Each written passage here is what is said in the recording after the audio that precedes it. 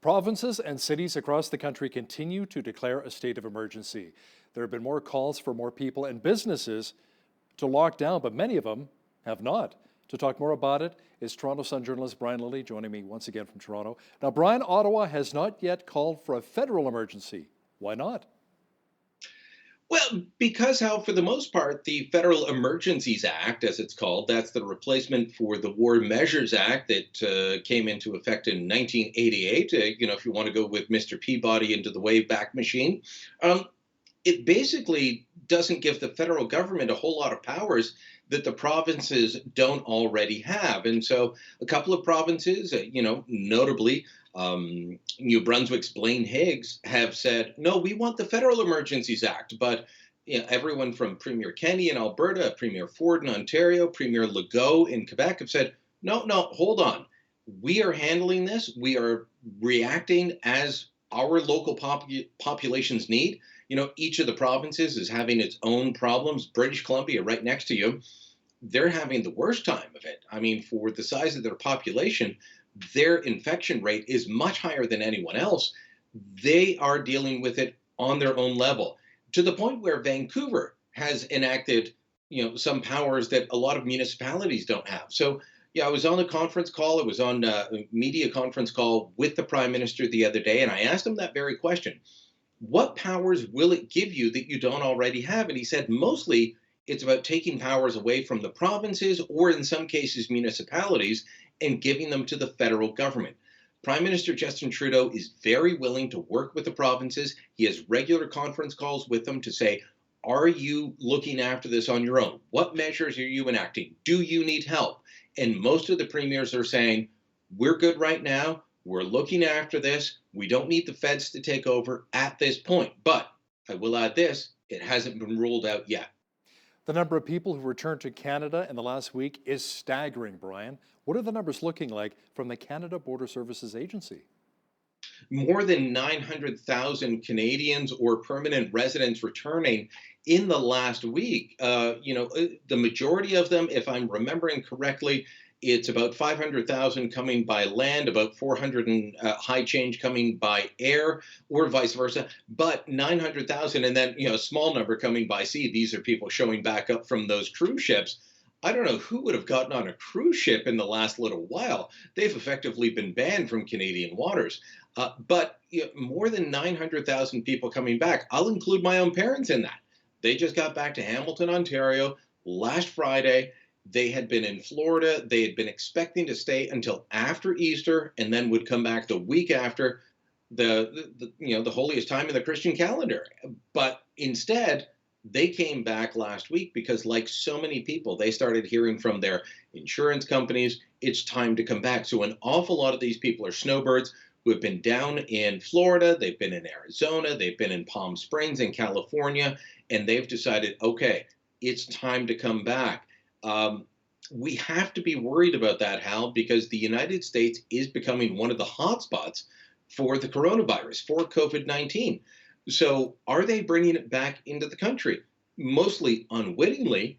And you have to remember that the majority of this population are in their senior years. They are the most vulnerable. The majority of people that get the coronavirus don't notice symptoms, or it's rather mild in them. But for people with underlying medical conditions or people that are higher in age, it's much more difficult, just like the flu or any other difficult disease, for them to fight off. So this is a major concern for health officials right now. Brian, a large number of people have applied for employment insurance in the past week. We first heard the number was around 500,000. Now it's close to 1 million people.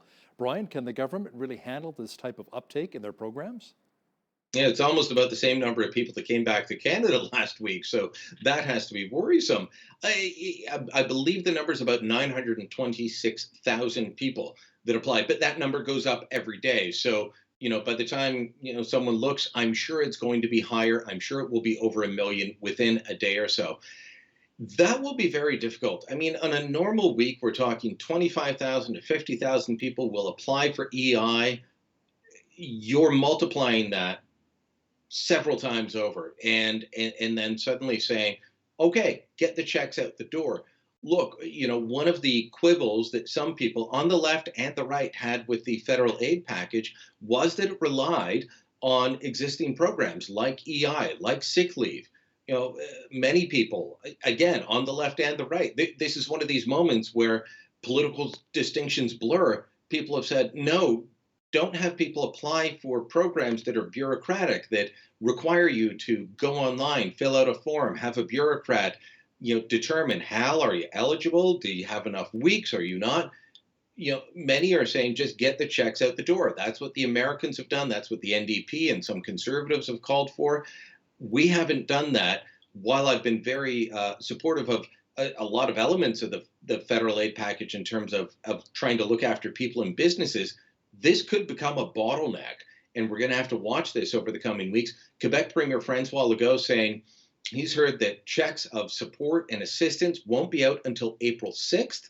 And he's worried about that because, well, rent's due, mortgages are due. On when? April the 1st. Social distancing is the rage right now, keeping about 2 meters between each person. We're learning a lot about this, but some people, Brian, they're not following the rules. What are political leaders saying about the need to follow these rules? Well, I don't know if you heard the prime minister on Monday, but he said enough is enough. Go home. Echoing, the statements made by various premiers across the country, various public health officials across the country. Stay home unless you need to go out. Don't go. Now, here's part of the problem, Hal, as you look at, uh, you know, how different provinces, how different cities, different jurisdictions have reacted to this. Everyone's got their own list of what's essential and what's not. And, quite frankly, the list of essential services can be quite long. You might just think, well, it's doctors, nurses, police, paramedics, firefighters. No, it can include accountants, it could include lawyers. And the media, us too. Yeah, well, we are determined to be an essential service everywhere. Normally, politicians like to dislike the media.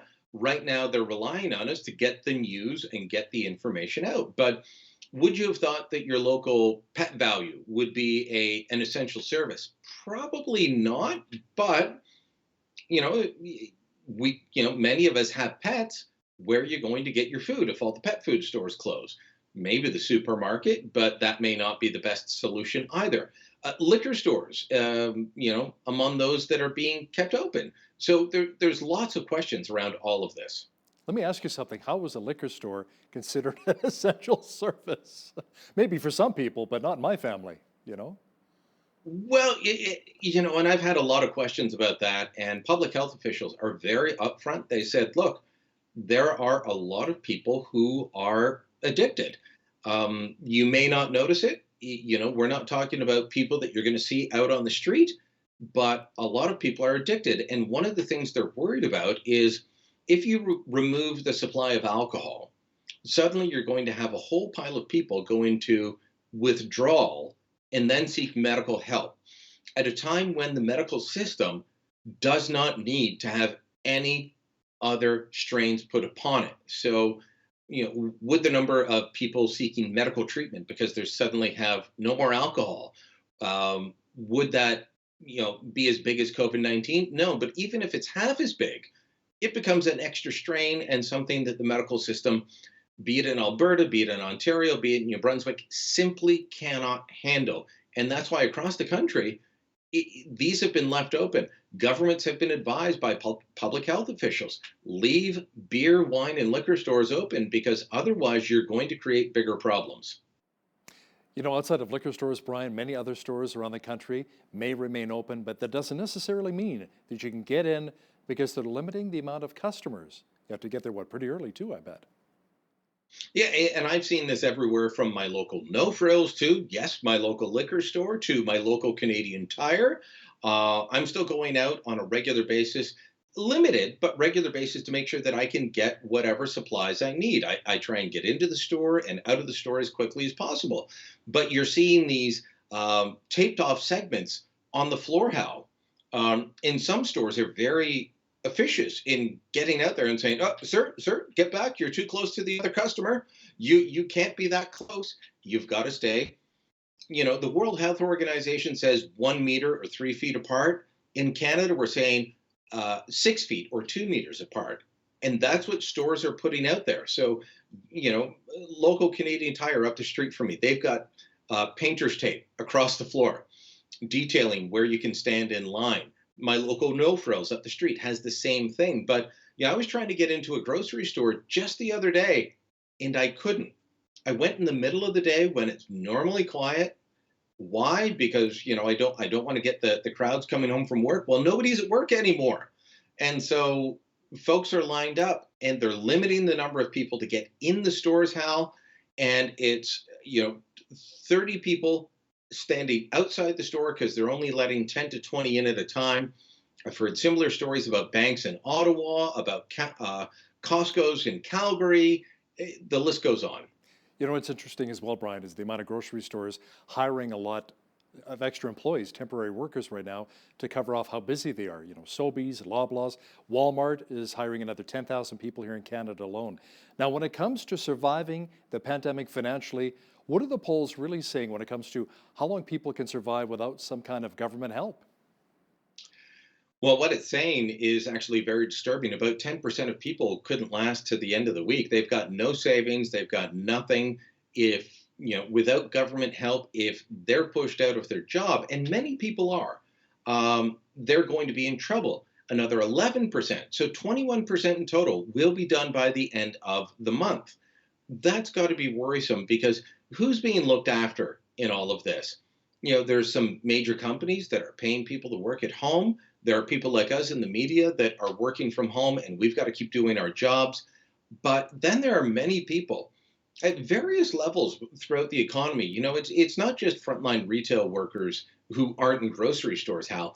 It's throughout the economy. People who are in the private sector who are being told, go home, and by the way, we don't have anything for you. So apply for EI with those other 926,000 people and hope that you get $425 a week as soon as you can. A lot of people are going to be hurt by this. I'm going to predict that in the coming weeks, if this continues, we're going to see a real animosity between the government workers who tend to be better paid, who tend to have better stability, and who are going to continue receiving their paychecks, and those who are sitting at home uh, and not getting a paycheck and are worried, can they make ends meet at the end of the month? Can they put food on the table? And just a disclaimer as well for our viewers watching at home, we're actually still in studio here. We're not at home. Unless I pull out the old green paint and start splashing it all over my wall in my bedroom, maybe I could do maybe a green screen there. Now, Brian, the Conservative leadership race continues, but now many candidates have signed a joint letter asking for it to be paused because of COVID-19, and they're also asking for some rule changes. Tell me more about those. Marilyn Gladue, Rudy Husney, and Derek Sloan have all signed a joint letter saying, look, um, you've got to hold off on calling the leadership. We're supposed to have a final list of who's in and who's out. Now, I believe all the people uh, that have signed off. Actually, Derek Sloan's in. I'm not sure about Husney and Gladue. We're supposed to have a final list by the end of the week. And after that cutoff, you're in or you're out. Derek Sloan, Leslyn Lewis, two of the social conservative candidates, plus Aaron O'Toole and Peter MacKay are in. But Gladue and Husney, I think, are still struggling to meet that final part. Rick Peterson suspended his campaign, said, look, you can't fundraise in the middle of this. You can't go out and get signatures in the middle of this. It's time to shut this down. But the party has remained, in the words of some, completely tone deaf to this. Peter MacKay has said, look, let's just have a vote sooner rather than later. Why drag this out until June? Let's call the vote now and have a real opposition leader standing up to Justin Trudeau. I'm not sure where it's going to go, but I will tell you that the leadership of the Conservative Party seems to be floating by on this, Hal. They can't decide whether they're fish or fowl. They can't decide to either call it sooner or delay it. They just don't have anything definitive to say. And if they delay it, obviously that works well for Justin Trudeau and the Liberals. Well, it could, but of course, Parliament isn't exactly sitting on a regular basis. And at times like this, I can tell you, other polling I've seen from DART, the same company that did the polling that I mentioned earlier on how Canadians are feeling, It showed 68% of Canadians, as of about a week or so ago, thought that Justin Trudeau was doing a good job on the handling of the coronavirus. Most provincial premiers were around 70% as well. These are guys that don't normally get approval ratings that high, but people cut political leaders an awful lot of slack. So, I don't see anybody gaining political ground in the middle of this crisis. One of our regular contributors, Brian Lilley, joining me once again from Toronto. Thanks so much, Brian. Thank you, Hal.